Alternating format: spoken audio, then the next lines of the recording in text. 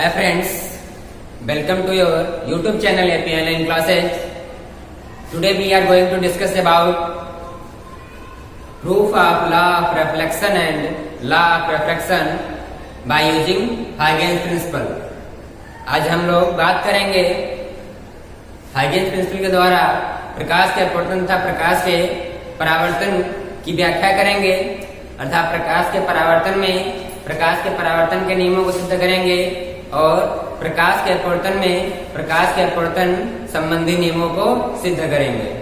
तो देखेंगे पहले इस वीडियो को देखने से पहले इसके पिछले वाला वीडियो अर्थात हाइजेंस प्रिंसिपल पर जो आपका वीडियो बना था उसको अवश्य देखें, क्योंकि हाइजेंस प्रिंसिपल पर आधारित है आपका ये वीडियो। देखेंगे आपका proof of law of reflection by using Huygens principle, अर्थात हाइजेंस प्रिंसिपल के द्वारा सिद्ध करेंगे प्रकाश के परावर्तन के नियमों को। इस टॉपिक को आरंभ करने से पहले हम हाइजेंस प्रिंसिपल के कुछ बिंदुओं को देख लेते हैं, जिससे आपका ये रिफ्लेक्शन लॉ ऑफ रिफ्लेक्शन समझ में आ जाए। पहला है आपका, क्योंकि हम जानते हैं हाइजेंस प्रिंसिपल के अनुसार जो वेवफ्रंट होता है, वेवफ्रंट वो किसके परपेंडिकुलर होता है? रेस के परपेंडिकुलर होता है, अर्थात wave front is always perpendicular to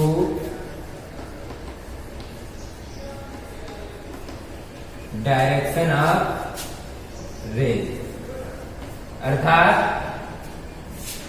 किरणों के चलने की दिशा में क्या होता है? आपका वेवफ्रंट तरंगाग्र होता है। तरंगाग्र किरणों अर्थात प्रकाश किरणों के चलने की दिशा के क्या होता है? परपेंडिकुलर का लंबवत होता है। जैसे आपका कोई दिया गया इंफिनिटी में कोई सोर्स स्थित है, उससे आने वाली किरणें क्या होंगी? दूसरे के पैरेलल होंगी। जब इससे वेवफ्रंट खींचेंगे, इंफिनिटी पर स्थित सोर्स से आने वाली किरणें पैरेलल होंगी। इनके द्वारा जब वेवफ्रंट बनाएंगे, क्योंकि हम जानते हैं वेवफ्रंट में क्या होता है? तरंगाग्र परपेंडिकुलर होता है, तो इन किरणों पे क्या हो जाएगा? परपेंडिकुलर, अर्थात कुछ ऐसे प्राप्त होगा आपका, ये हो जाएगा वेवफ्रंट। जब सोर्स कहां स्थित हो? इंफिनिटी पर, क्योंकि हम जानते हैं वेवफ्रंट जो होता है वो रेज के परपेंडिकुलर होता है। और सेकेंड है आपका, यदि कोई वेवफ्रंट दिया गया है, अब इसमें कह रहा है नया वेवफ्रंट बनाने के लिए, यदि आपका कोई वेवफ्रंट दिया गया है,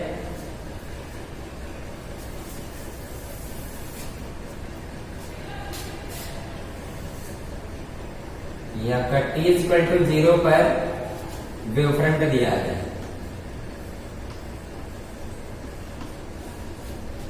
अब इससे t=t पर, अर्थात आफ्टर टी टाइम, मतलब t समय पश्चात कोई नया वेवफ्रंट बनाना है, क्योंकि हम जानते हैं इस वेवफ्रंट पर स्थित प्रत्येक कण जो है एक नए प्रकाश स्रोत की भांति कार्य करेगा, जिसे क्या कहते हैं? सेकेंडरी सोर्स कहते हैं।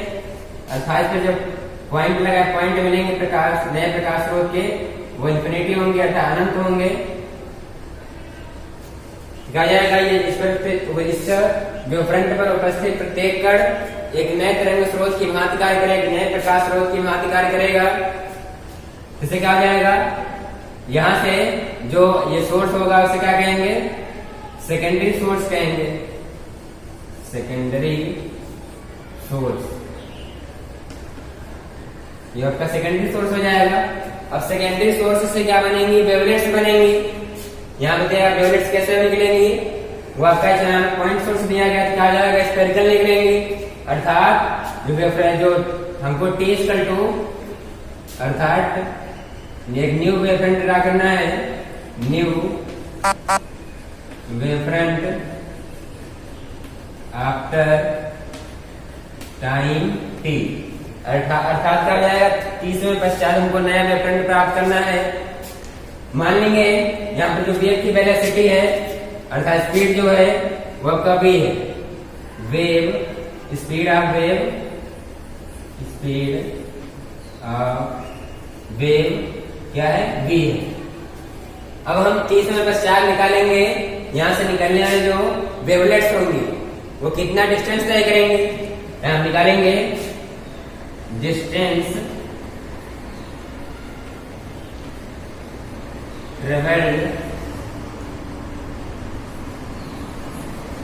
By wavelets after time t। t equal to t पर डिस्टेंस कितना तय करेंगी, तो हम जानते हैं डिस्टेंस इक्वल टू क्या होता है, स्पीड इनटू टाइम। स्पीड क्या है v, अर्थात स्पीड है v, टाइम कितना है t, अर्थात यहाँ से निकलने वाली जो वेवलेट्स होंगी वो bt डिस्टेंस तय करेंगी। अर्थात bt डिस्टेंस, यहाँ से निकलने वाली वेवलेट्स जब आगे बढ़ेंगी कैसे वेवलेट्स निकलेंगे, यहाँ से ये पूरा का सर्कल होगा।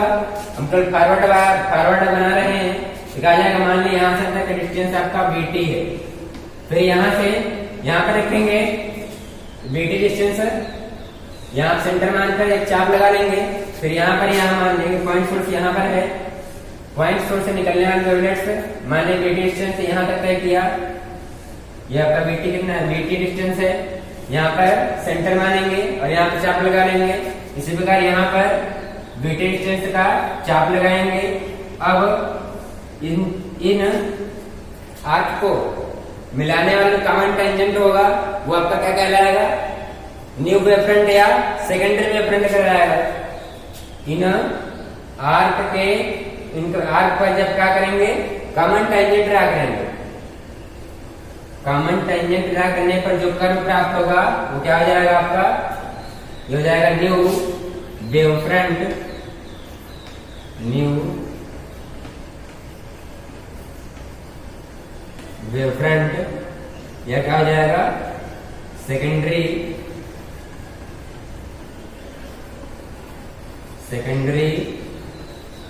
वेवफ्रंट, हो जाएगा सेकेंडरी वेवफ्रंट या न्यू वेवफ्रंट हो जाएगा। तुमको जब वेवफ्रंट दिया गया हो तो कैसे बनाएंगे न्यू वेवफ्रंट, इस पर उपस्थित प्रत्येक कण जो होगा एक न्यू सोर्स की भांति कार्य करेगा, नए स्रोत की भांति कार्य करेगा। इससे निकलेंगे क्या, वेवलेट्स निकलेंगी। इससे जो निकलेंगी न्यू वेवलेट्स। मान लिया यहाँ पर स्पीड कितना है वेव की, v है। न्यू वेवफ्रंट कितने समय पश्चात प्राप्त करना है, t समय पश्चात। तो निकालेंगे डिस्टेंस कितना तय करेंगे वेवलेट्स, bt डिस्टेंस हो जाएगा आपका। तो जब bt डिस्टेंस के यहाँ पर सेंटर मानकर जब आर्क लगाएंगे, यहाँ पर सेंटर मानकर नए सोर्स की मात्रा करेगा, सेंटर मानकर आर्क लगाएंगे, यहाँ पर सेंटर मानकर आर्क लगाएंगे। इन आर्क को मिलाने वाला जो कॉमन टेंजेंट होगा वही क्या हो जाएगा आपका न्यू वेवफ्रंट, अर्थात नया तरंगाग्र हो जाएगा आपका सेकेंडरी वेवफ्रंट, द्वितीय तरंगाग्र हो जाएगा।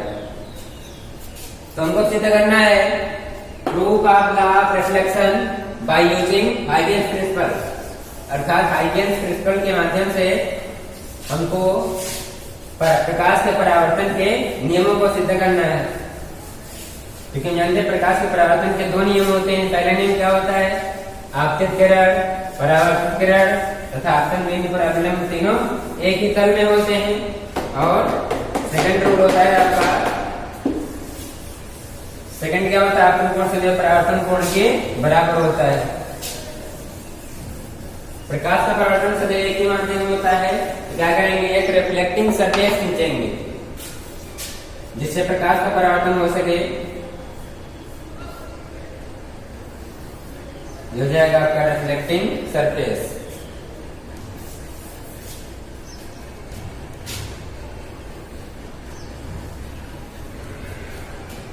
इसमें मिरर भी ले सकते हैं, अर्थात समतल दर्पण भी ले सकते हैं, क्योंकि वो प्रकाश को परावर्तित कर सकता है। इसके अलावा जो भी आपका समतल जो प्रकाश को परावर्तित कर सके उसको यहाँ पर रिफ्लेक्टिंग सरफेस के रूप में माना जा सकता है। ये आपका क्या हो जाएगा, रिफ्लेक्टिंग सरफेस।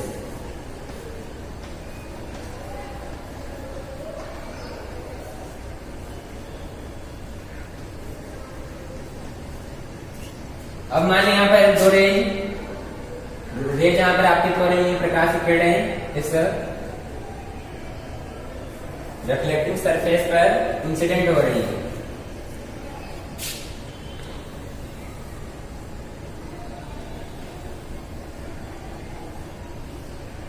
अब जब आप वेवफ्रंट बनाएंगे, इन दोनों रेज क्या होगा, परपेंडिकुलर। ये क्या रेज क्या होंगी, रेज यानी इंसिडेंट रेज, इंसिडेंट रेज हो जाएंगे। अब इन दोनों से होता हुआ जब वेवफ्रंट बनाएंगे, क्योंकि हम जानते हैं वेवफ्रंट रेज के परपेंडिकुलर होता है, यहां से जब वेवफ्रंट बनाएंगे तो क्या हो जाएगा, इसके परपेंडिकुलर, ये हो जाएगा आपका वेवफ्रंट। क्योंकि इंसिडेंट रेज में बना इसलिए क्या हो जाएगा, इंसिडेंट वेवफ्रंट हो जाएगा आपका, अर्थात ये इसका नाम हो जाएगा, यदि इसको नामांकन कर लें ए बी, ये भी क्या हो जाएगा, इंसिडेंट वेव फ्रंट। ये भी हो जाएगा आपका A B equal to incident wave front. ये क्या है, रेस के परपेंडिकुलर है। अब हमको t इक्वल टू 0 पर ये वेवफ्रंट प्राप्त हुआ है। अब t इक्वल टू t पर दूसरा वेवफ्रंट ड्रा करना है, दूसरा वेवफ्रंट बनाना है, तो क्या करेंगे, मान लेंगे इस मीडियम में जो है वेव की वेलोसिटी क्या है, वेव की स्पीड जो है v है, स्पीड ऑफ वेव जो है, स्पीड ऑफ वेव v है। बनाना कितने समय पश्चात है, 30 समय पश्चात, अर्थात ये हो जाएगा distance travelled by wavelets after time t। क्योंकि क्या है, डिस्टेंस इक्वल टू क्या होता है, स्पीड इनटू टाइम। स्पीड क्या दिया है v, टाइम क्या दिया है t, अर्थात इस पर उपस्थित प्रत्येक कण जो होगा न्यू सोर्स की भांति कार्य करेगा, जिससे क्या निकलेंगी, वेवलेट्स निकलेंगी। जो वेवलेट्स अब देखेंगे कितना दूरी तय गई है, कितना दूरी तय किया है, v इंटू टी के बराबर। क्या करेंगे, यहाँ पर यहाँ इस v को सेंटर मानकर वेटेड डिस्टेंस का आर्क लगाएंगे। मान लेंगे यहाँ से निकलने वाली वेवलेट्स 30 समय पश्चात यहाँ पर पहुंच रही है, अर्थात वेटेड डिस्टेंस तय किया, ये हो जाएगा आपका, यहाँ पर ये आर्क लगा देंगे, अर्थात चाप लगाएंगे। फिर यहाँ पर देखेंगे ए पर उपस्थित वेवलेट्स कितनी डिस्टेंस है कि यहाँ वेटेड, क्योंकि तो इसमें माध्यम में क्या है, दोनों रेज जो है एक ही मीडियम में है वे। अब क्या दिया, स्पीड है दिया है किसने, इसी मीडियम में, अर्थात यहाँ से ए से चलने वाली वेवलेट्स और बी से चलने वाली वेवलेट्स सेम डिस्टेंस तय करेंगे। क्योंकि हम जानते हैं यहाँ से यहाँ पर जब सेंटर मानकर आर्क लगाएंगे, इधर भी लगा सकते, इधर भी लगा सकते हैं, इधर भी लगा सकते हैं, अर्थात पूरा गोला बनेगा।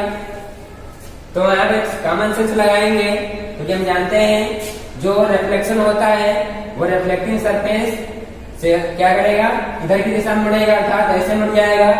तो जब रेज जब ऐसे मुड़ेंगे तो क्या हो जाएगा, यहाँ से यहाँ पर सेंटर मानकर इधर की ओर चाप लगाएंगे, ये हो जाएगा आपका, मान लीजिए यहाँ पर वेटेड डिस्टेंस तय किया, ये हो जाएगा वेटेड डिस्टेंस का चाप लगाए। अब इन दोनों को मिलाने वाला जो आपका कॉमन टेंजेंट होगा वही क्या कहलाएगा, न्यू वेवफ्रंट कहलाएगा।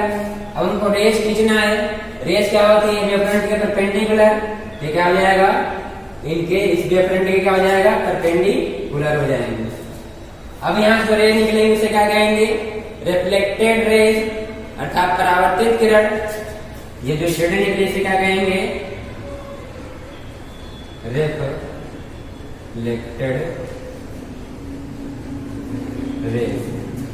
और जो वेवफ्रंट बना से क्या कहेंगे, ये रिफ्लेक्टिंग रेज पर बना कहा जाएगा, रिफ्लेक्टेड वेवफ्रंट हो जाएगा। इसका नामांकन कर लें, इसको सी मान लें, इसको डी मान लें, तो क्या हो जाएगा, सीडी हो जाएगा आपका रिफ्लेक्टेड वेव फ्रंट, सीडी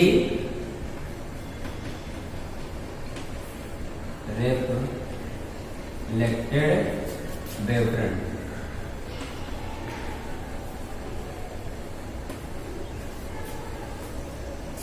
और इसमें देखेंगे इंसिडेंट एंगल कहां बन रहा और आपका रिफ्लेक्टेड एंगल रिफ्लेक्शन कहां बन रहा है। तो देखें मैं आप हम जानते हैं जो नॉर्मल होता है सरफेस के परपेंडिकुलर होता है, तो हो जाएगा आपका नॉर्मल। और नॉर्मल और इंसिडेंट रे के मध्य बना कोण होता है इंसिडेंट एंगल आई। चूंकि रेज क्या है, इस वेवफ्रंट के परपेंडिकुलर है, ये वाला कोण हो जाएगा आपका, ये पूरा हो जाएगा 90 आपका, ये वाला बचेगा 90 माइनस आई, ये इतना 90 माइनस आई हो जाएगा। अब इस तरफ से तो इस नॉर्मल के मध्य बना कोण 90 हो जाएगा।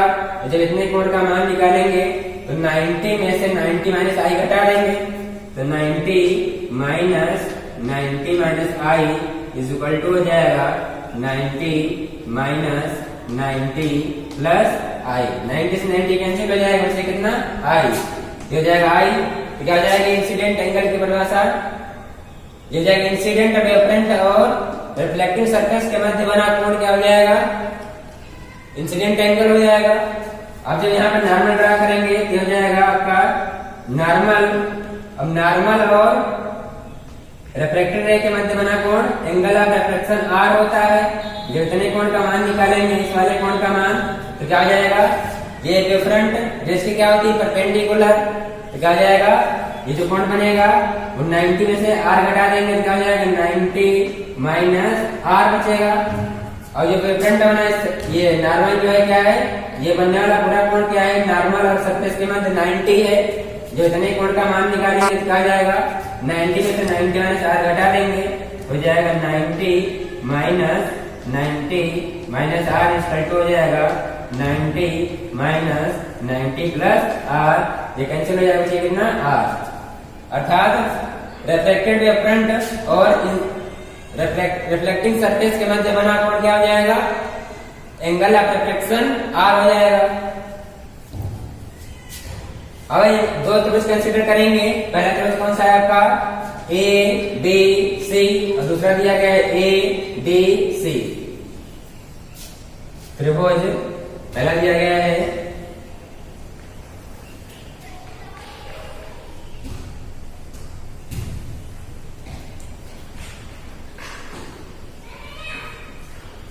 पहला ए बी सी। इसमें देखेंगे ए बी का मान, ए बी आपका वेवफ्रंट है।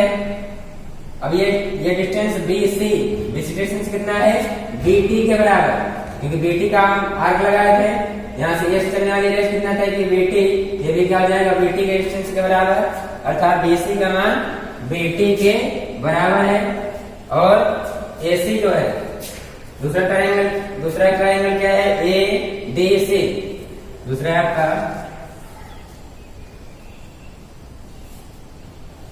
ए बी सी, ये दिया है यहाँ पे डी और सी। क्योंकि ए डी का मान कितना है, बी टी के बराबर, ये क्या हो जाएगा बी टी, और जो ए सी का मान है, ए सी दोनों में क्या है, कॉमन है, अर्थात ये बराबर इसके कॉमन दोनों में, और ए डी बराबर बी सी के। ए डी किसके बराबर है, बी सी के बराबर है, क्योंकि हम जानते हैं। और ये वाला कोण जो है रेज और किसके मध्य बनना, वेवफ्रंट के मध्य, इसलिए 90 हो जाएगा। तो क्या जाएंगे, दोनों को समरूप सिद्ध करेंगे, तो समरूप के लिए क्या हो जाएगा, दो भुजाएं बराबर एक कोण बराबर, इसलिए समरूप हो जाएंगे। पाइथागोरस प्रमेय से क्या हो जाएगा, जब ये आपका कड़ का स्क्वायर लंबे स्क्वायर प्लस आधार स्क्वायर, अर्थात ये वाली ए बी भुजा जो होगी तो किसके बराबर हो जाएगी, डीसी के। तो हम लिखेंगे त्रिभुज ए बी सी एंड त्रिभुज क्या हो जाएगा, ए बी सी क्या है, समरूप है में, क्या हो जाएगा त्रिभुज ए बी सी समरूप हो जाएगा त्रिभुज ए डी सी। इसलिए क्या हो जाएगा, A B equal to D C के। अब आई कोण क्या दिया गया है, बी ए सी, अर्थात ये वाला कोण आई दिया गया है, और ये ए सी डी कोण दिया गया है, ये वाला आर दिया गया है। क्या हो जाएगा, जो होगा आपका करस्पॉन्डिंग एंगल और करस्पॉन्डिंग साइड्स बराबर होंगी जब दो ट्रायंगल क्या है आपके समरूप हैं, करस्पॉन्डिंग एंगल्स और करस्पॉन्डिंग साइड्स क्या होंगी, बराबर होंगी। ये वाली भुजा बराबर इस भुजा के हो जाएगा, ये वाला कोण बराबर इस कोण के हो जाएगा, अर्थात कोण आई इक्वल टू हो जाएगा कोण आर के। कोण आई इक्वल टू किसका हो जाएगा, कोण आर का हो जाएगा ये आपका क्या होता है परावर्तन का नियम, क्योंकि हम जानते हैं आपतन कोण तो परावर्तन कोण के बराबर होता है। ये होता है परावर्तन का पहला नियम, या दूसरा मान लिया इसको क्या जाएगा कोण आई इक्वल टू कोण आर, ये परावर्तन का पहला नियम। अब दूसरा नियम क्या कहता है, दूसरा नियम मतलब होता है आपतित क्रिया परावर्तित क्रिया तीनों एक ही तल में होते हैं। इसमें देख रहे हैं इंसिडेंट रे है जो वो इंसिडेंट वेवफ्रंट के क्या है परपेंडिकुलर, जो वेवफ्रंट आपका इंसिडेंट वेवफ्रंट है, रिफ्लेक्टेड वेवफ्रंट है, और जो सरफेस दिया गया है वो बोर्ड प्लेन के क्या है परपेंडिकुलर, ये आपका बोर्ड प्लेन के परपेंडिकुलर है। ये इंसिडेंट वेवफ्रंट इसके परपेंडिकुलर इस पर आपतित हो रहा है, और रिफ्लेक्टेड वेवफ्रंट जो है इसके परपेंडिकुलर है, और जो रेज आपतित हो रही है बोर्ड प्लेन में कहा जाएगा इंसिडेंट रे परपेंडिकुलर किसके है एबी के, क्या हो जाएगा इंसिडेंट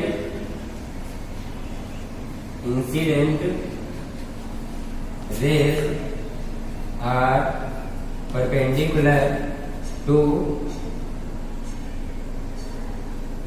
इंसिडेंट वेवफ्रंट एबी। और क्या है आपका रिफ्लेक्टेड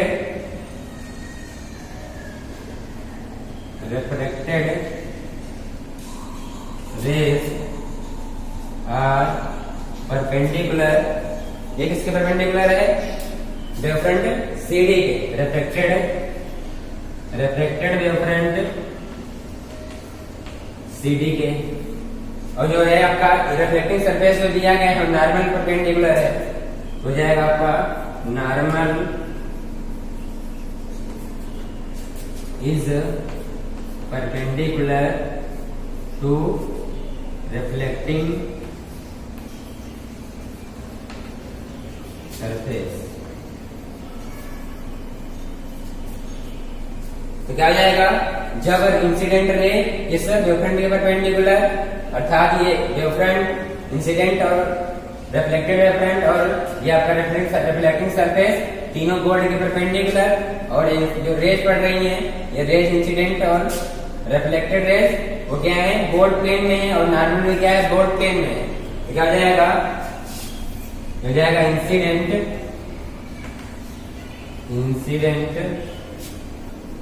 रेज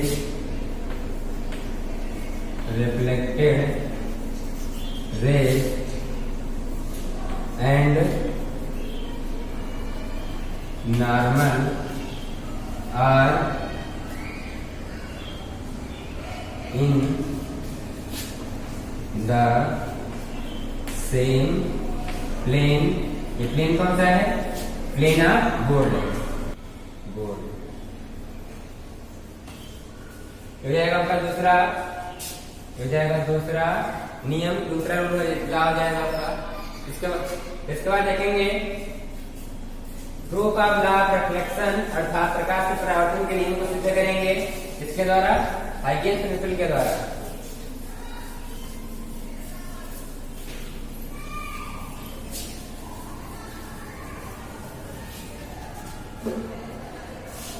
तो देखेंगे proof of law of refraction by using Huygens principle. क्या हो जाएगा आपका रिफ्लेक्शन के स्थान पर रिफ्रैक्शन।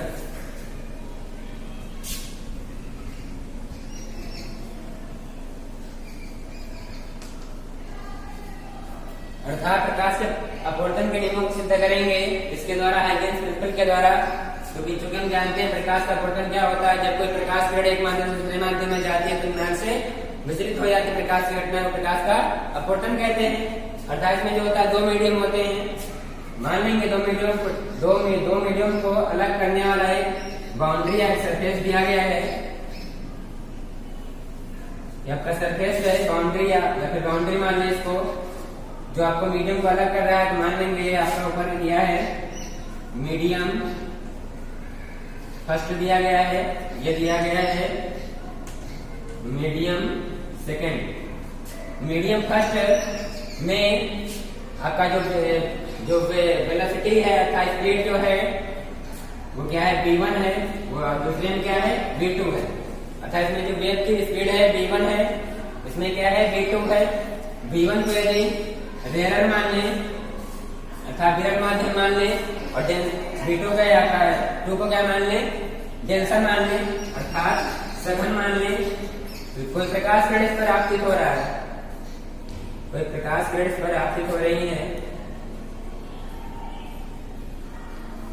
अब यह कहा जाएगा इंसिडेंट रेज, इंसिडेंट रेज हो जाएंगी। अब इंसिडेंट रेज पर बनाना है हमको वेव फ्रंट, तो क्या हो जाएगा, रेज के परपेंडिकुलर, ये हो जाएगा इंसिडेंट वेव फ्रंट, ये इसके परपेंडिकुलर हो जाएगा, ये वाला इसके परपेंडिकुलर हो जाएगा, जिसका नाम हम करेंगे ए बी। ये प्राप्त हो रहा है t = 0 पर। अब इंसिडेंट वेव फ्रंट जो है इस बोर्ड के प्लेन के परपेंडिकुलर है, ऐसे इस सरफेस पर आपतित हो रहा है। सीरीज क्या हो जाएगा, इंसिडेंट वेव फ्रंट। अब incident wave front A B है, t समय पश्चात हमको नया वेव फ्रंट प्राप्त करना है, तो क्या करेंगे, मान लेंगे इसमें जो स्पीड है v1 है, यहाँ न्यू वेव फ्रंट बनाना है, new wave front after time t। Speed कितनी, यानी जो स्पीड है v1 है, तो क्या हो जाएगा, डिस्टेंस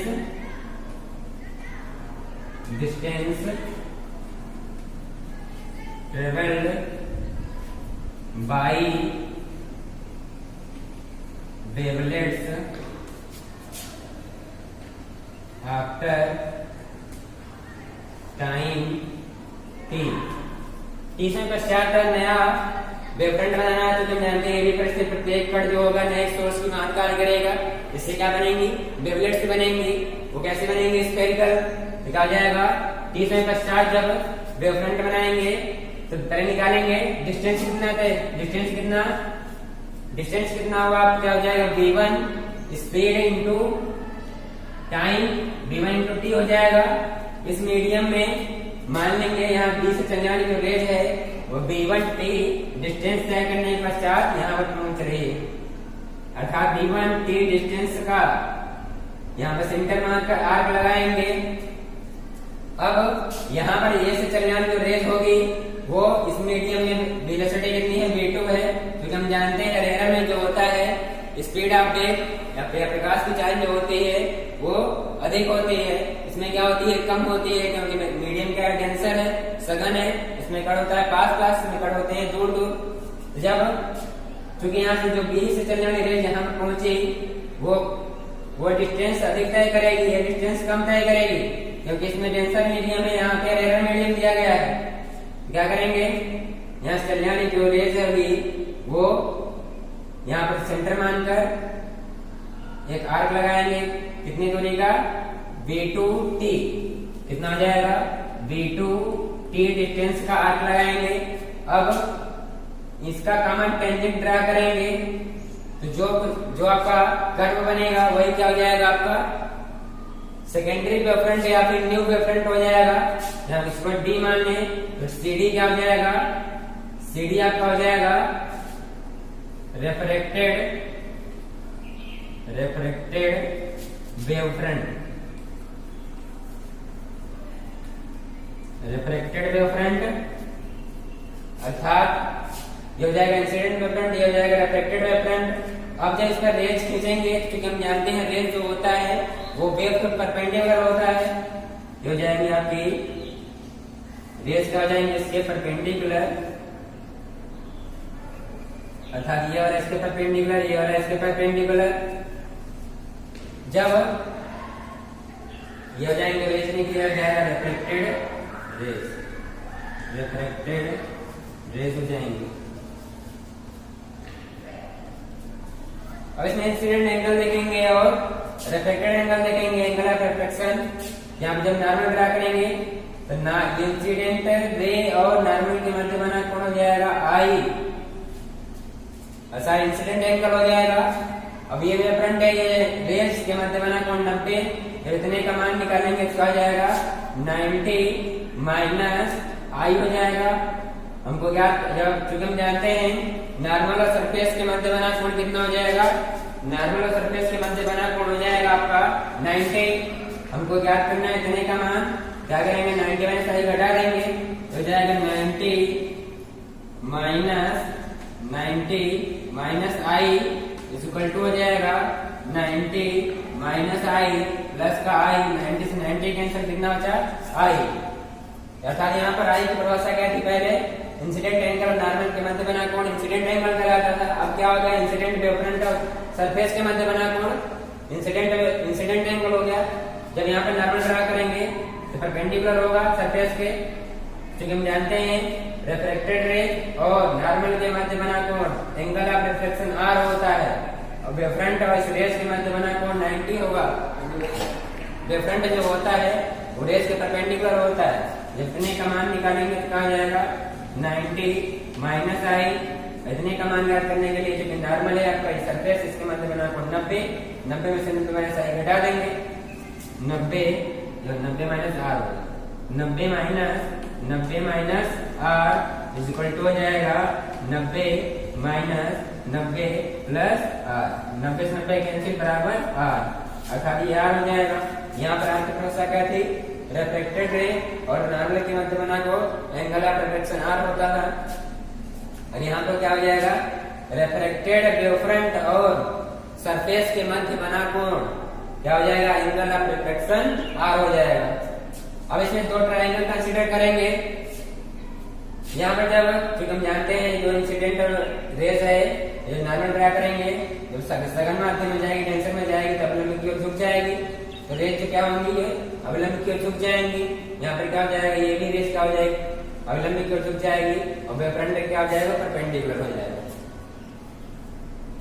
दो त्रिभुज कंसीडर करेंगे। पहला हो जाएगा आपका त्रिभुज ए बी सी त्रिभुज जाएगा ए बी सी एंड दूसरा क्या हो जाएगा दूसरा हो जाएगा त्रिभुज ए डी सी त्रिभुज ए बी सी त्रिभुज ए बी सी ये दिया गया है ए बी सी। इसमें देखेंगे ए वाला जो कोण है आपका आई है ये है आई और बीसी जो डिस्टेंस है बीसी कितना है आर्क लगाया था B1T का हो जाएगा B1T और यहाँ से आर्क लगाया था B2T का B2T हो जाएगा। अर्थात बीसी जो डिस्टेंस है वो कितना है B1T के बराबर है। उसी प्रकार इस त्रिभुज को ड्रा करेंगे तो ADC ये हो जाएगा ADC ये हो गया आपका। ये बनने वाला कोण कितना है 90 ये भी कितना है 90 क्योंकि रेज और वेवफ्रंट के मध्य बनने वाला कोण ये दिया गया आपका R ये वाला कोण है R और B2 डिस्टेंस कितना है B ये आपका A ये दिया है C ये दिया है D अर्थात AD डिस्टेंस कितना है B2T के बराबर ये हो जाएगा B2T। जब यहाँ से निकालेंगे साइन I और साइन R के मान पहले तो उससे निकालेंगे साइन आई यहाँ से निकालेंगे साइन आर तो जाएगा साइन आई इक्वल टू हो जाएगा क्योंकि हम जानते हैं साइन आई इक्वल टू क्या होता है लंब टेकड़ अर्थात परपेंडिकुलर अपॉन हाइपोटेनियस सीखा जाएगा। परपेंडिकुलर क्या है जो हो जाएगा परपेंडिकुलर बीसी अपॉन हाइपोटेनियस क्या है एसी हो जाएगा परपेंडिकुलर हो जाएगा बीसी अपॉन एसी।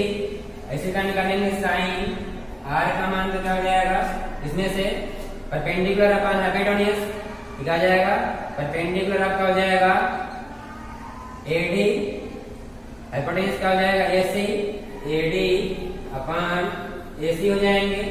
अब साइन आई बटे साइन आर का मान निकालेंगे sine i upon sine r equal to क्या हो जाएगा साइन आई का मान बीसी बटे एसी बटे क्या दिया है एडी बटे एसी एसी से एसी कैंसिल साइन आई बटे साइन आर इक्वल टू हो जाएगा बीसी अपॉन एडी हो जाएगा। अब बीसी का मान कितना दिया गया B1T क्या हो जाएगा साइन आई बटे साइन आर हो जाएगा B1T अपॉन B2T T से T कैंसिल ये हो जाएगा साइन आई बटे साइन R इक्वल टू हो जाएगा V1 बटे V2। V1 क्या है? फर्स्ट मीडियम में स्पीड ऑफ वेव। V2 क्या है? सेकंड मीडियम में स्पीड ऑफ वेव। दोनों क्या है? कांस्टेंट है, इसलिए अनुपात क्या रहेगा? कांस्टेंट रहेगा। अर्थात sine I upon sine R क्या हो जाएगा? कांस्टेंट हो जाएगा। ये क्या होता है? स्नेल का नियम। ये है अपवर्तन का पहला नियम हो जाएगा आपका। अर्थात आपतन कोण की ज्यादा अपवर्तन कोण की ज्यादा का अनुपात नियत रहता है। यदि आप लोग पढ़े होंगे रिफ्रैक्टिव इंडेक्स के बारे में, तो रिफ्रैक्टिव इंडेक्स जो होता है वो मीडियम में वेलोसिटी अर्थात वेग के व्युत्क्रम इनवर्सली प्रोपोर्शनल होता है। कहा जाएगा व्युत्क्रम के बराबर होता है, हम जानते हैं। n जो होता है अपवर्तनांक होता है, n इक्वल टू होता है 1/v। तो जब n1 अपान n2 का मान निकालेंगे तो कहा जाएगा n1 upon n2 equal to हो जाएगा v2 अपान v1। यहाँ दिया है v1 बटे v2। जब v1 बटे v2 का मान ज्ञात करेंगे तो n2 अपान n1 हो जाएगा। ये हो जाएगा आपका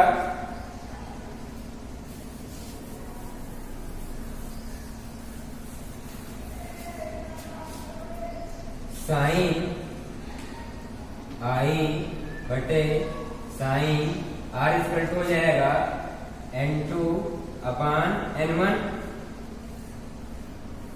अर्थात क्या हो जाएगा? साइन I बटे साइन R बराबर हो जाएगा n2 अपान n1। अपवर्तनांक क्या होता है? ये किसी माध्यम के पदार्थ के प्रॉपर्टी को बताता है, मैटेरियल प्रॉपर्टी को बताता है। ये दो माध्यमों का सापेक्ष गुण होता है। तो हो जाएगा आपका स्नेल का नियम या अपवर्तन का पहला नियम हो जाएगा। अब दूसरा नियम कैसे सिद्ध करेंगे? क्योंकि हम देख रहे हैं इंसिडेंट रे जो है इंसिडेंट वेवफ्रंट के परपेंडिकुलर है। ये बोर्ड है सरफेस के परपेंडिकुलर वेवफ्रंट, और सरफेस क्या है? बोर्ड के परपेंडिकुलर, और वेवफ्रंट जो है रिफ्लेक्टेड वो भी बोर्ड के परपेंडिकुलर। तीनों बोर्ड के परपेंडिकुलर है। इस पर जो पढ़ने वाली रेज जो है ये नॉर्मल जो है वो क्या है? बोर्ड प्लेन में है। तो क्या हो जाएगा?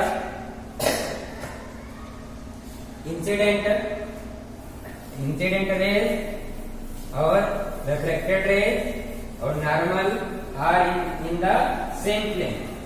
प्लेन कौन सा है? Plane of border.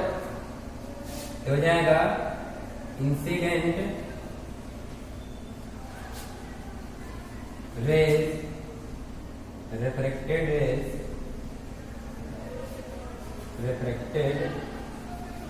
Raise and